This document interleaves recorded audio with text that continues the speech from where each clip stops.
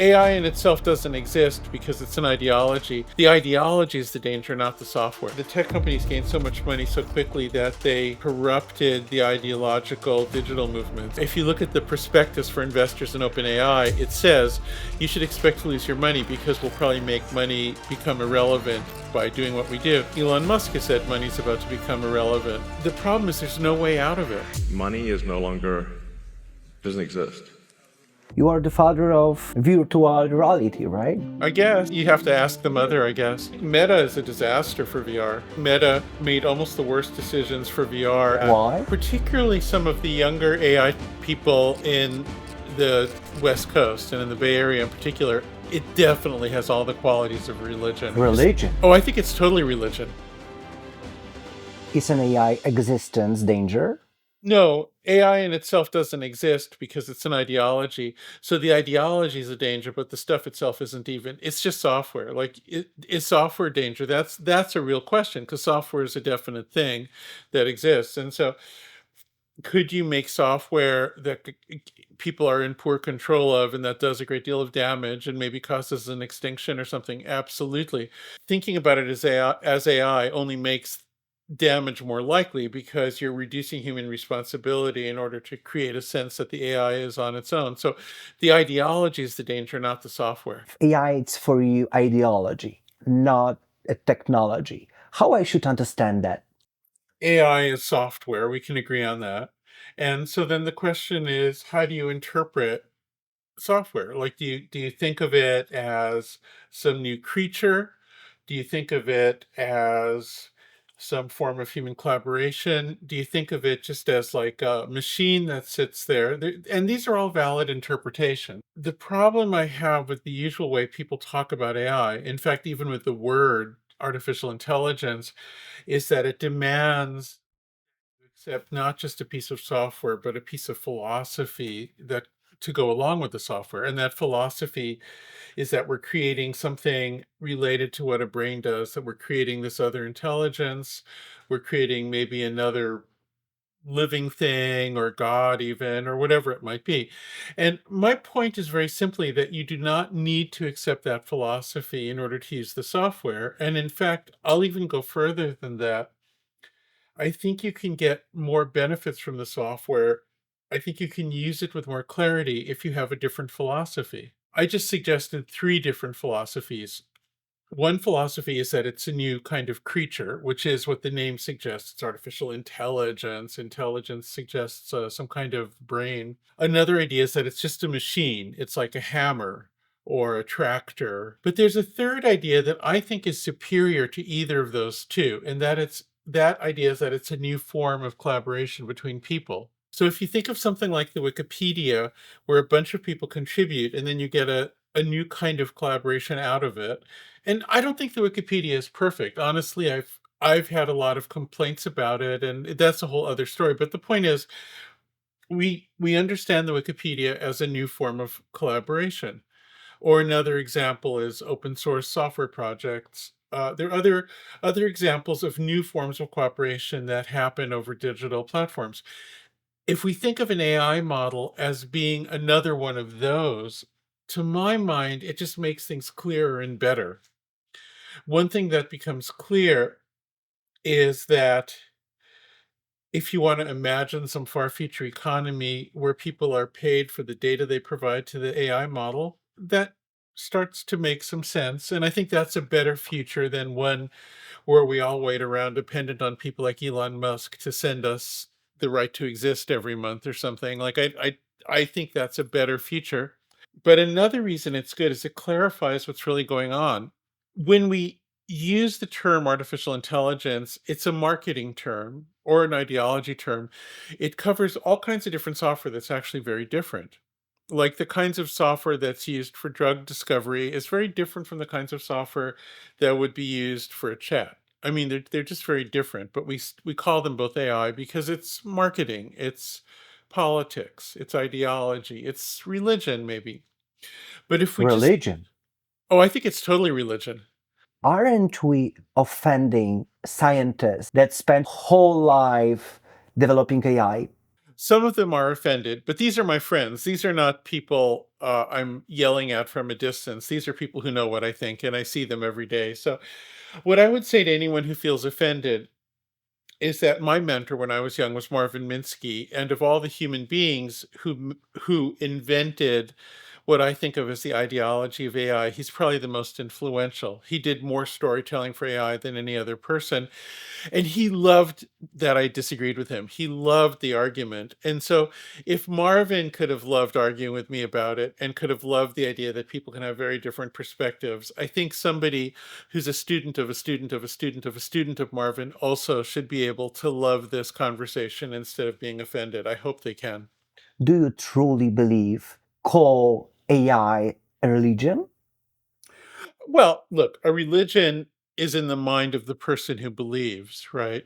And so for some people, it is definitely a religion. There's no question that for many people, particularly some of the younger AI people in the West Coast and in the Bay Area in particular, it definitely has all the qualities of religion. They feel it might give them immortality, or it might create an apocalypse and something better might come after the apocalypse. Those are both very religious ways of thinking about something.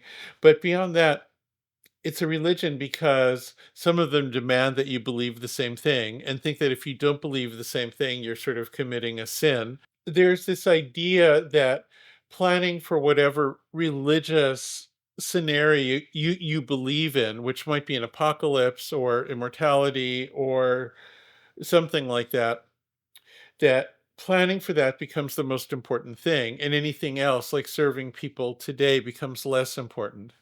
Uh, so you see a lot of arguments that, like, helping people who are hungry today is not important because what's more important is bringing about the superintelligence, or worrying about climate change today is not important, and what's important is bringing about the superintelligence because everything will be transcended then anyway. So it's this preference for a belief-based, almost pseudo supernatural kind of scenario, as opposed to concrete things that people can actually do to improve their circumstances. And that feels like a religion Ian to me. LeCun, one of the fathers Yeah. of AI, he said that human intelligence is specialized, not general. Demis Hassabis, Nobel Prize winner, argues that brains are general learns under theoretical computations. Where do you stand on this?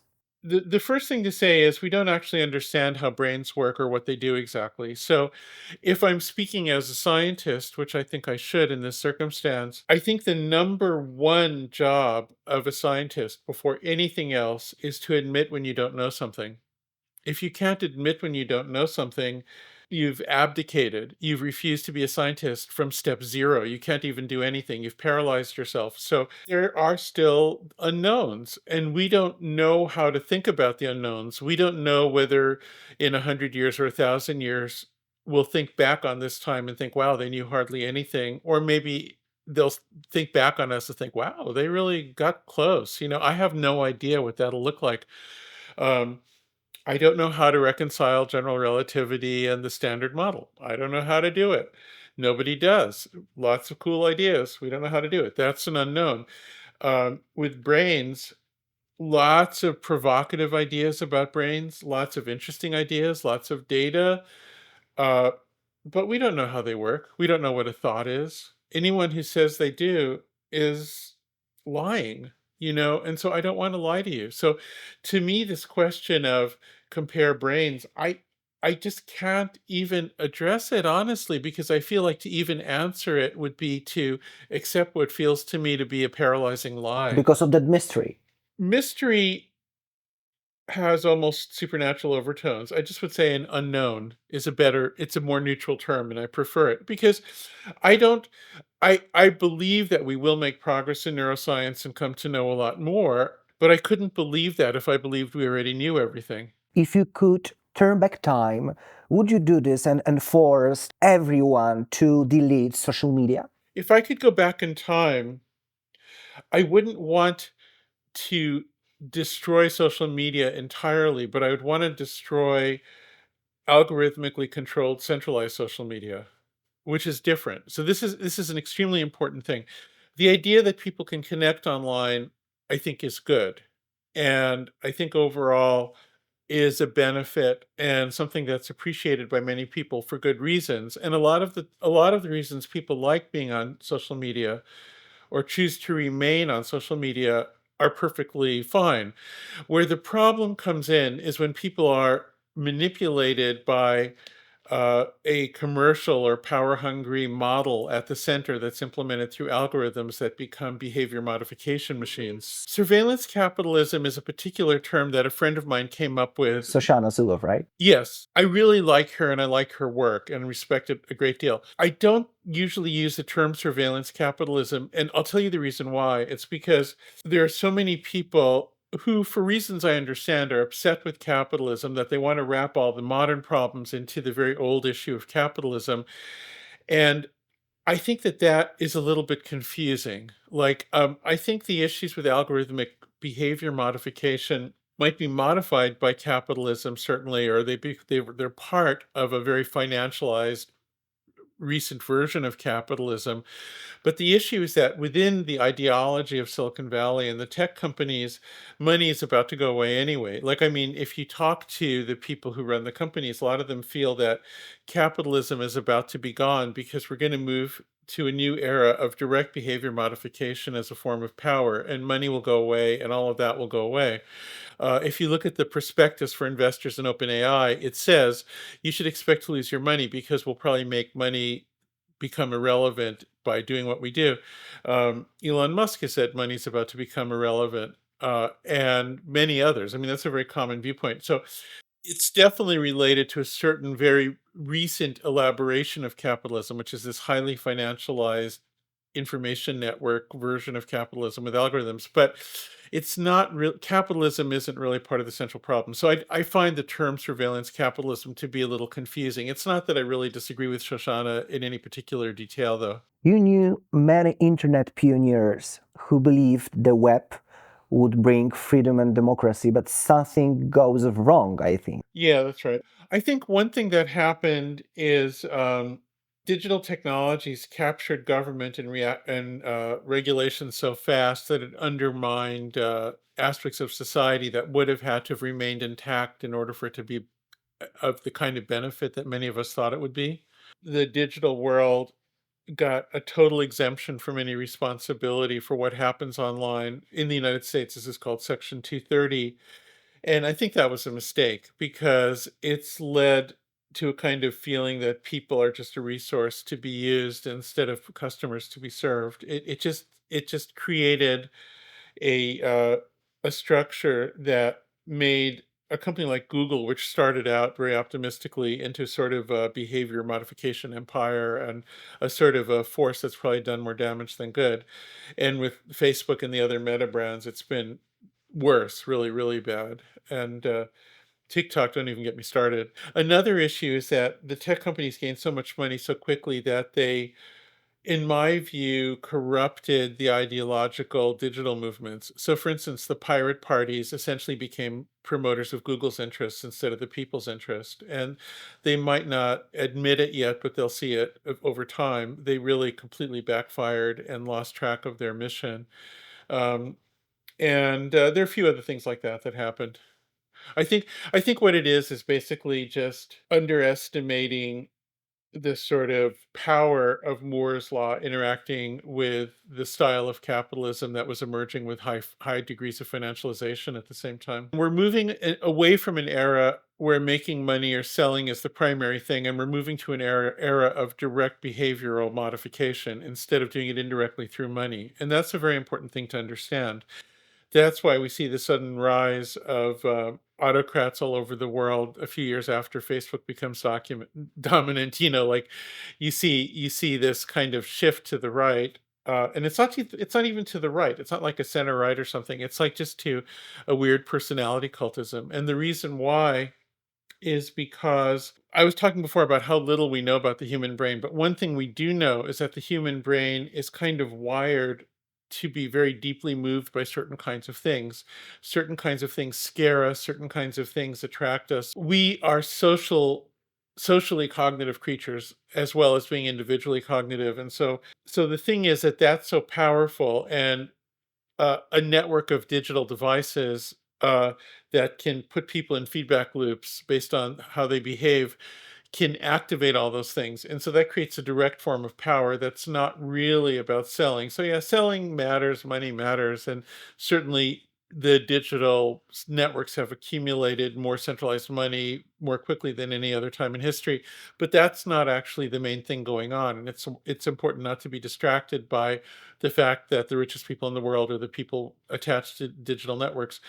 The important thing to notice is how behavior modification no longer needs money as an intermediary. That's really the most important thing. And so that becomes incredibly important because traditional politics through communication has been superseded by politics through a sort of a form of direct manipulation, which naturally tends to support autocratic politics. And the question we have, and the very scary question, is how far that goes in the near future. We don't know. Should we nationalize the big tech companies? My own preference would be to see a variety of experiments with different approaches around the world so that we could get some data about what works and what doesn't work instead of it all being so global.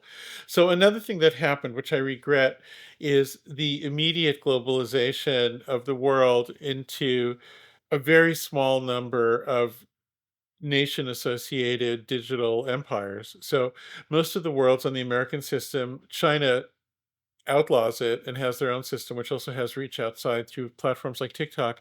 And Russia, to a maintained a degree of independence as well, but less so. But there used to be there was a thing called Orkut, which was the big social media platform in countries like Brazil, and Google wiped it out. And what I would like to see is more variety because you can only learn by comparing results of variety.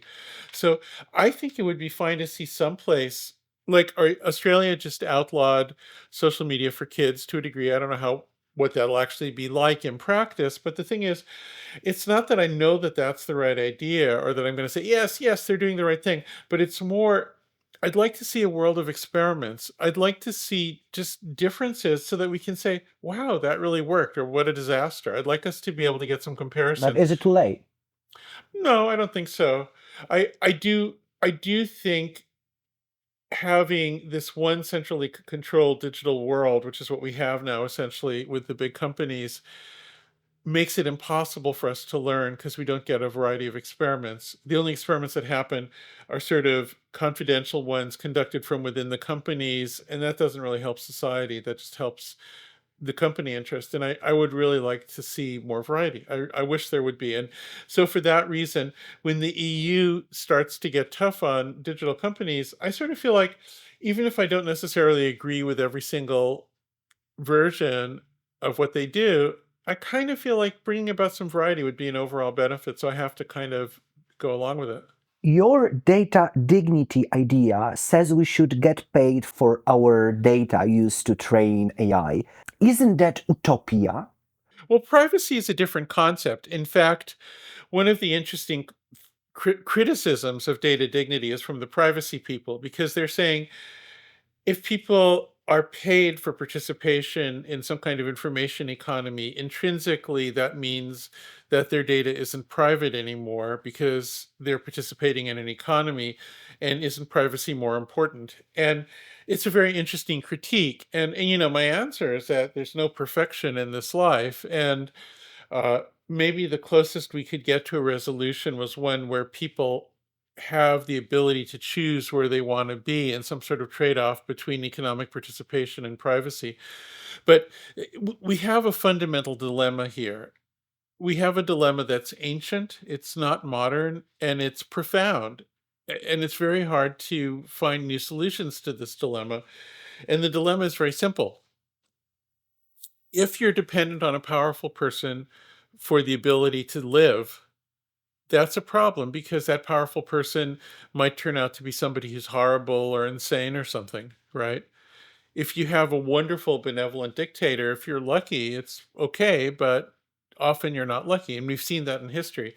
So instead, we want some kind of way for people to have a bit of self determination, self responsibility. So, can we do that in the digital era where people aren't just going to receive benefits from whoever's in power, or maybe some AI that's in power or whatever, but instead, and so The only way you can do that is through some sort of participation. Now, you can call that a market economy, you can bring in the concept of money, or you can do it some other way. But the point is, people would do something in the world that helps them live instead of being dependent on the decision of a powerful person. And it's the moment they do that, they're sharing information and giving up some privacy. That's not perfect. But the problem is there's no way out of it. There's no way out of that dilemma. There's no such thing as utopia. There's no perfect solution. All we can find is uh, we can navigate around in between the compromises, and as each compromise becomes annoying, we can move to another compromise. But so far as I know, no better option has ever been invented than that. I wish I could be a utopian, but I cannot be. Why are you afraid of digital immortality? I'm afraid of how people who believe in it will behave towards themselves and others. As soon as somebody believes that immortality is on the table, they can feel that they have an absolute benefit to fight for, and in exchange for that, no cruelty towards others is too great because they're fighting for immortality. So people who think they have access to immortality are capable of the greatest cruelty to others, and we see that in history, and I prefer not to repeat that history. So fundamentally, I think kindness is more important than immortality. Fundamentally, in order to believe in digital immortality, you have to believe there's nothing special about consciousness, or that consciousness would automatically be repeated as a matter of faith within a software program. And what if you're wrong? Like, there's this danger of people thinking they've become immortal but actually have committed suicide. And there's no way to know if that would be true. So that's a problem as well. For digital immortality, and I'm not even sure that that problem goes away with chemical immortality. I mean, I think now, can I say something? Yep. As far as medical longevity, um, that's a very different question than digital immortality, and it's important to understand how different those are. Um, the main problem with medical longevity is on a systemic level, if you can do it without great cruelty, given how many people there are now. And that becomes a practical question, but I do really want to keep those two things very distinct. You are the father of virtual reality, right? I guess, yeah, it depends. You have to ask the mother, I guess. Do you remember that moment when you found that term, virtual reality? Oh God, sort of. It's a funny thing because I feel like I had a better term. This goes back to sometime near the start of the 1980s, I guess, or something like that. Maybe even the late 70s. I was really young, and I always thought there was this other term that would be better, but then I could never remember what it was. And virtual reality stuck, so whatever.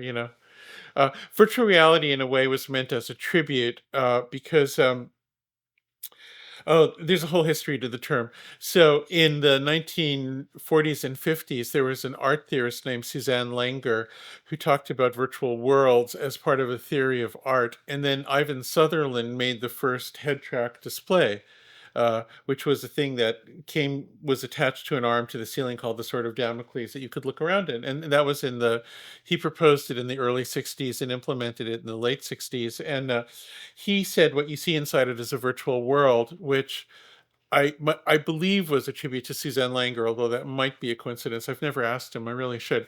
But anyway, I thought what I was trying to do is make a social version where there'd be more than one person at a time, and it would be more interpersonal control. There were various transformations, and I also wanted to make it, head supported instead of requiring so you could walk around in it and make it more part of the flow of human life. And I thought the term reality was a way to indicate that shift from virtual world. So in a way, it's a tribute to Ivan and indirectly to Suzanne Langer.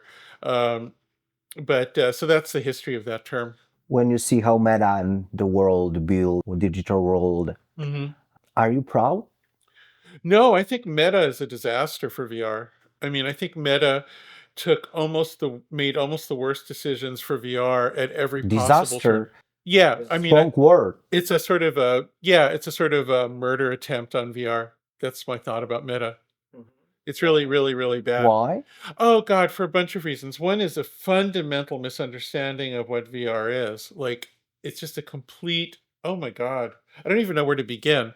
Um, uh, I'll start with a few things. One is when they brought it out, they advertised this idea that everybody would be in VR all the time. Because from a commercial point of view, they wanted the next iPhone that everybody would be on all the time.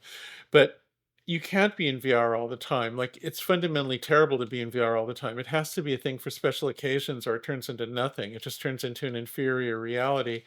It's like a terrible idea. And so that was problem number one, that the whole orientation is we'll put people in it constantly instead of making a special experience. And that idea of just trying to create this constant thing was just terrible. All right. But then there's a second problem, which is a complete and absolute lack of courage or creativity in business models, an absolute abrogation of any role as a business, a total failure of thinking about business, which you would think a business would be better at.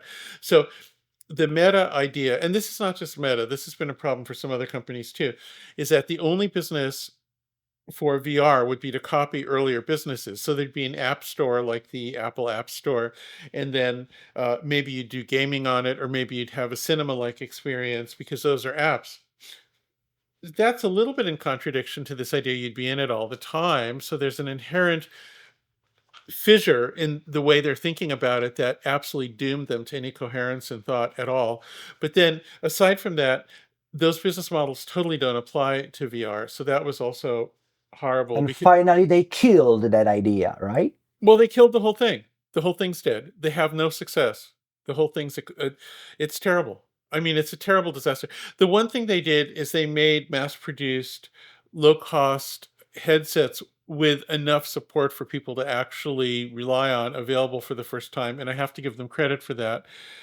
But that by itself didn't really accomplish anything. And then, the other problem though is that fundamentally they completely ignored the experiences that people actually like in VR. Like, that's the thing that really gets to me, that really bothers me. Like, Which kind of experiences, for well, example? okay, there's a few things in VR that people really like and like over and over again. And I've seen this over decades, and they're not supported particularly in meta. There's little tiny hints of them, but only in the corners and only half-heartedly supported and often by underfunded third parties. Like, it's so one thing is being able to change your own body and turn into different animals. That's a fundamental thing you can only do in VR, and people adore it. Another thing is to have cooperative experiences where you're moving together with somebody else, like co-dancing and stuff like that. People love that, and you can't. It's just totally unsupported. Social experiences in general are very poor, despite their whole thing about how we're doing social stuff. But having somebody else in the room where you're both avatars at once is basically unsupported. That's a humongous. I'm sorry to be so strong about this, but I'm just so appalled at how badly they did it. Like, I just can't even believe how crappy it is. And then it reminds me a little bit about Apple's early years attempting to do AI and just completely being unable to do it. It's like that, but for VR. That's what Meta did. Or another example is what the best thing in VR is being able to make stuff yourself, being able to change the world so you feel the power of a world that you can actually make. That's one of the most fundamental appeals. And yet maker tools from inside the world are essentially not available in the meta ecosystem except in the most Sounds perfunctory like, use. heroin for our brain. So the thing about drugs for the brain is, are they about you or is it about the drug pusher? So I'm going to be supportive of some stimulants. The idea of a good, so like Paul Erdős, the wonderful itinerant mathematician, defined a mathematician as a machine who converts coffee into theorems, right? And so I'm not going to say that Paul, who I used to know a little bit when he came through the Bay Area, I'm not going to say he shouldn't have been on coffee. I'm on coffee. I like caffeine. So I think VR should be a form of caffeine where it helps you with creativity and experience and things like that. If it gets too strong and it turns into heroin, then it becomes a bad drug. And this is why this idea of people being in it all the time is such a bad idea, you know? How do you see the future of VR? So what happened now is all the big tech companies tried VR and all of them did it in a way that didn't work. In my opinion. Do I know anything? I think I do, but anyway, I tried to be of some influence in how it came out, but all the big companies tried VR. Um, Apple's didn't work, Meta's didn't work, Google's didn't work. Um, Although, Google's trying again with their thing with Samsung, and They are fighting. it might be all right. I don't know. Well, I don't want to judge somebody in advance. Like if somebody can get it together, that's great. But so far, it's been really bad. So the problem is, Silicon Valley is very superstitious. So when the big companies try something and it doesn't work, there'll be a curse on it for a while. If the Google one works out or some other one, great. And I'm very open to it. I love the idea that it would, but it might be a while to overcome the curse. But it'll come back because of just fundamentals. I think people like it when it's done well, and it'll come back.